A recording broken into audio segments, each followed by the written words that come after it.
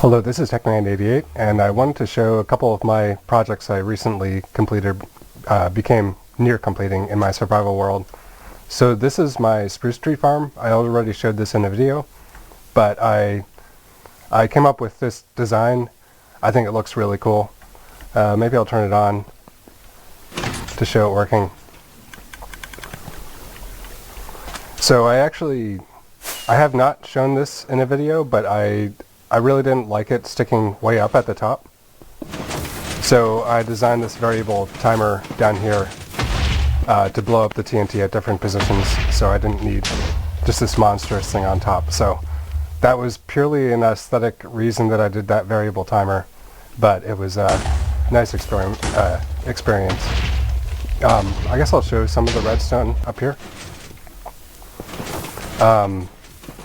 I've done this trick before. I'm not going to be able to explain it too well here, but basically it's a compact clock.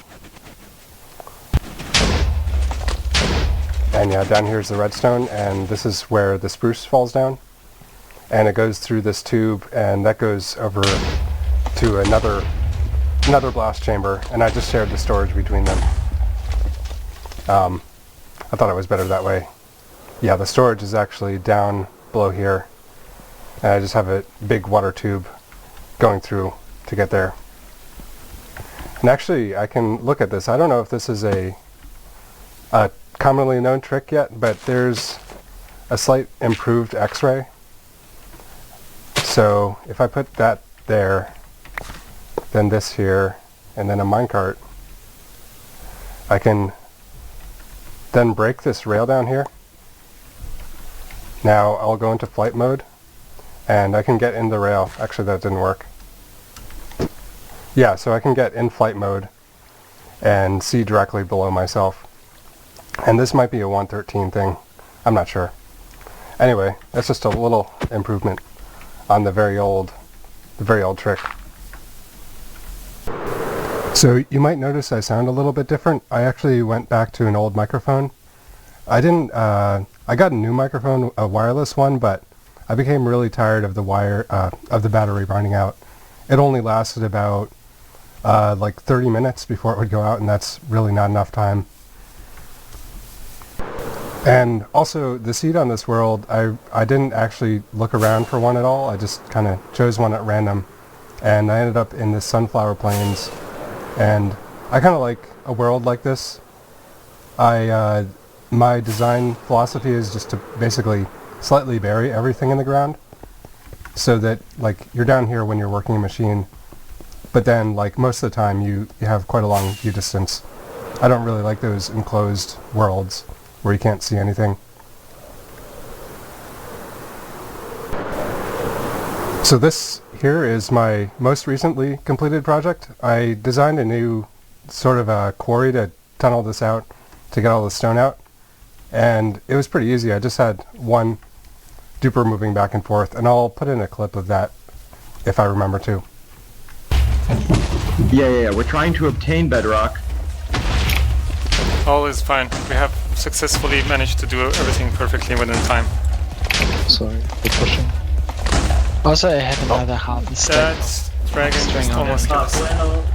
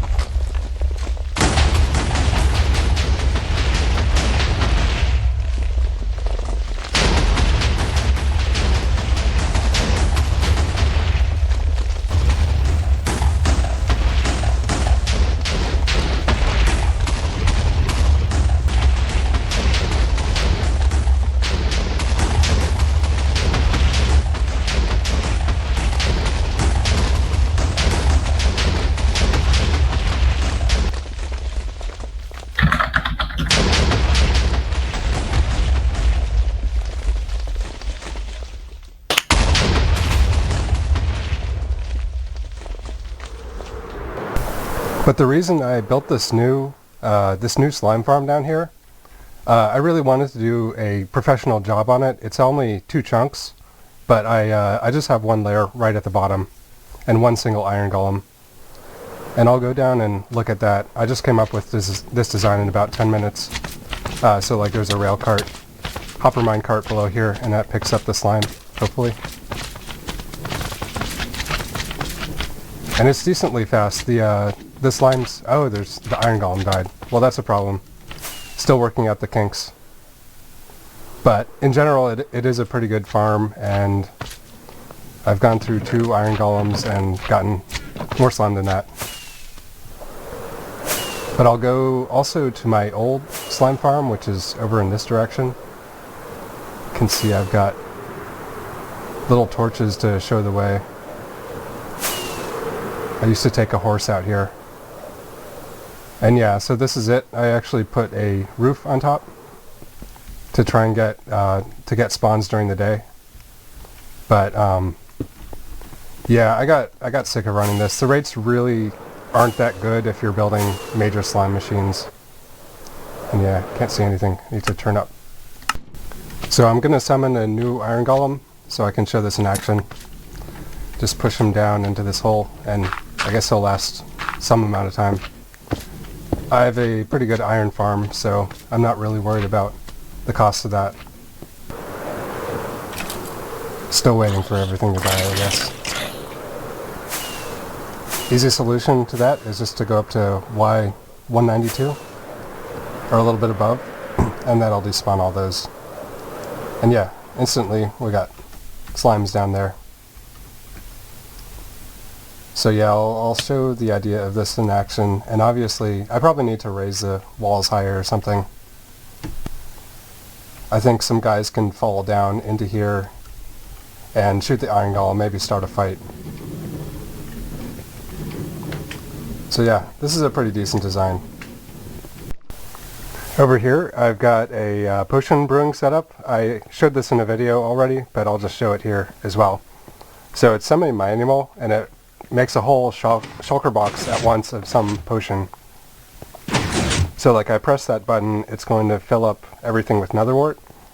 Then I can press the next button, like for night vision, wait for that piston to retract, and then say I want it like that with the redstone in it. So now like these hoppers above are going to have all the items to put into the potion. So the redstone on this is really, really simple, and I'll link that video in the description so you can get like a world download of that. But it relies on like the particular timings of like a wooden button.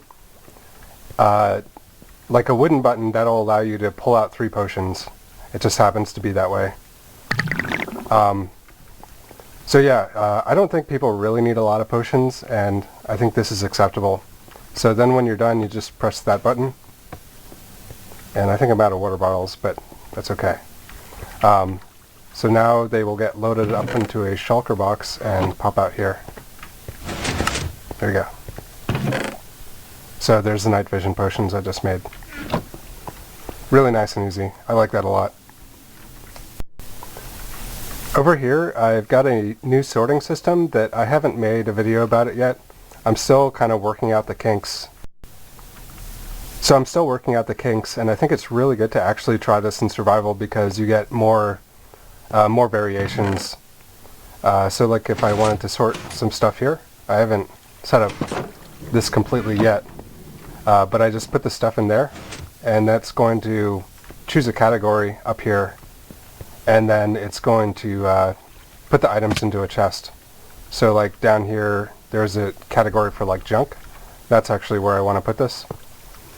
So then I can come up here and, well, I gotta find an item first. So like I want bones to be in the junk chest, and that is here. And by the way, Lightmatica is super useful. Just the alt click, you can see really far down in all these chests. So now if I retry to sort the bones, I need to make this more convenient. Assuming it is sorting bones, it's going to turn off that. And then we should see a bone pop in there in a second. Items should come down this way. This water stream. Maybe they already did. Anyway, yeah, 2 bones in there. So I'll be making a video on this shortly. So I've actually got 3 separate zerotick cactus farms on this world. Here is Il Mango's design, one of his first designs. And I thought that was so cool. Turn it off, I'm sure that's probably really loud. So yeah, that was cool, but I disconnected it because it was kind of pointless. It was obsolete. So up here, this is one of my first designs, and I'm actually going to turn off. Yeah, so this is my design. I thought this was a really convenient way to get zerotick pulses, and it's a little bit more server-side efficient. But unfortunately, it's pretty laggy on the client. And that has to do with, I've explained this before, but it has to do with these particles that come off the cactus. That is extremely laggy, and it should be alright on the server. Yeah, it's not lagging it terribly, but I came up with a much better design than that, and thought a lot more about it before I built it. So the on switch is all the way over here, which is above 64 blocks away from the cacti. So that's not going to cause a lot of lag over here.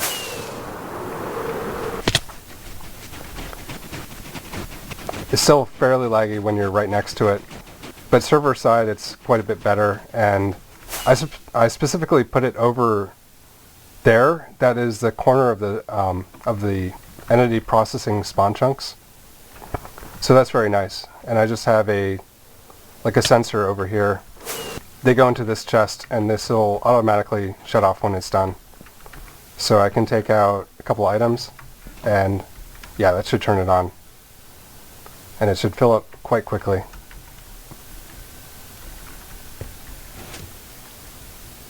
Yeah, I think it's already done.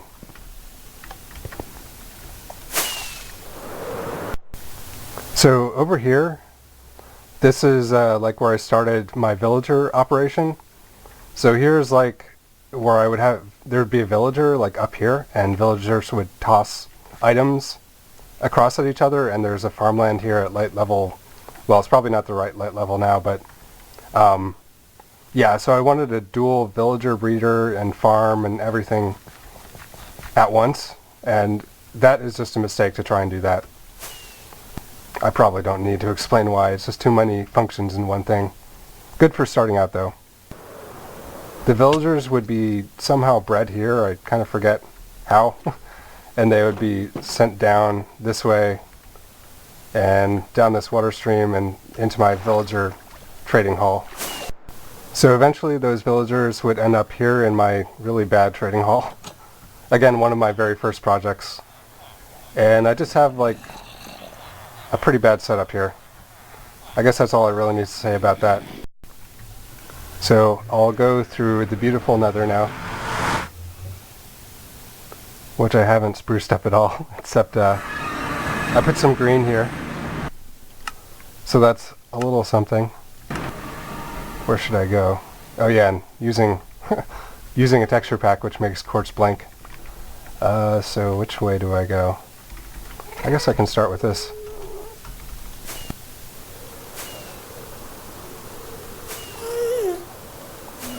Real fast way to go through the nether.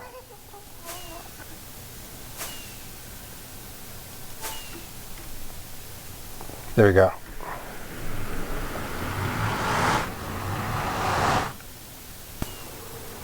Here is my scaffolding for my terracotta quarry, and I'll probably just leave this here. I don't really care.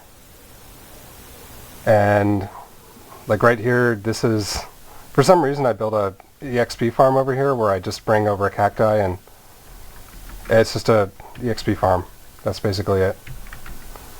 And I must have used it all recently. Here's the terracotta quarry. I still haven't finished running it. I was going to wait until 1.14 to come out before I finished it. because I wasn't too happy with the drop rates. I better get out of here. There we go. I think this is it. Yeah, here's the storage. I probably overdid this by a lot. Let's see.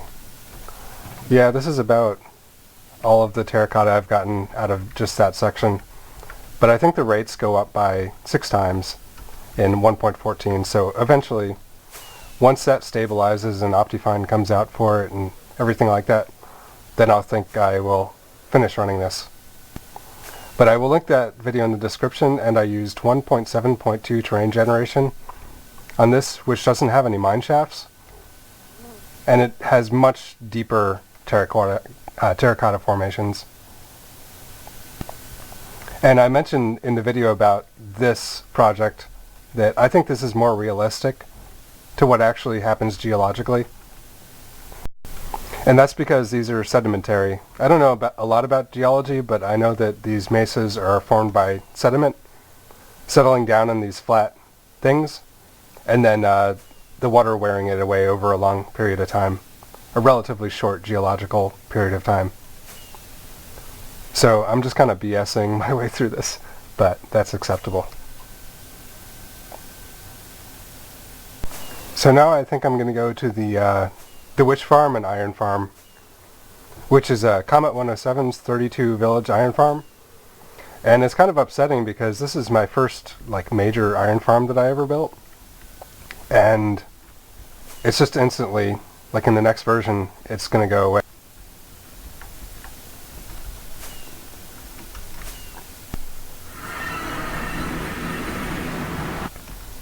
So this is it. I don't think I really need to explain what's going on here. It's just an iron farm. And it's Comet 107's design, and I thought it was a nice balance. It's 32 villages, and it has an auto reset feature. And I think he worked really hard to make this redstone compact. So there's a little bit of redstone in the middle. Here's the central timer that goes around. Obviously the satellite villagers are out there. There's a couple analog counters over here. I don't really understand how they work, but they do. Over here I've got just a basic witch farm. I don't know whose design, maybe Ilmango or something. Shifting floor, doesn't really matter. I guess the interesting thing about it is I have a manual killing platform up here, which can be nice. I'll just wait for one to get up here. Here we go. Couple coming up. Nice thing about 113, you can do this in 112. Nembon showed how you do that. Yeah, so you just sit up here and you get your looting 3 sword, sweeping edge. It doesn't pre-damage them, but that didn't matter. Didn't seem to drop the spawn rates. So this will probably be the end of my world tour, just about. This is my second survival world. In 1.13 I just decided to restart a world. And I think if you've got a really old world, this is probably a wise thing to do, because you might think you can just move to another part of the Minecraft world and rebuild everything. But in reality, you aren't going to do that. You're going to say, oh, I've got this farm back at my original base. I'll go back there and use it instead of rebuilding. In other words, you're probably going to end up being lazy at some point. So I think it's a very good exercise to just restart maybe once or twice once you get decent at Minecraft. And just try and do everything to the next level. Like Spruce Tree Farm, 2x2 Spruce Tree Farm, I felt intimidated by that. A lot of these projects I would have felt very intimidated to that in 1.8. But just having to reinvent everything, it kind of makes Minecraft, it's kind of like a nice replay value. And of course, one of my favorite features of 1.13 is this Furnace EXP thing. I've showed this before, but I absolutely love having this here. So much better than running to some farm, getting your EXP and everything. It's just totally, fully automatic. So, there we go. And I don't even care how much I waste. Doesn't matter. There we go. Completely repaired. Didn't have to make any special trip anywhere.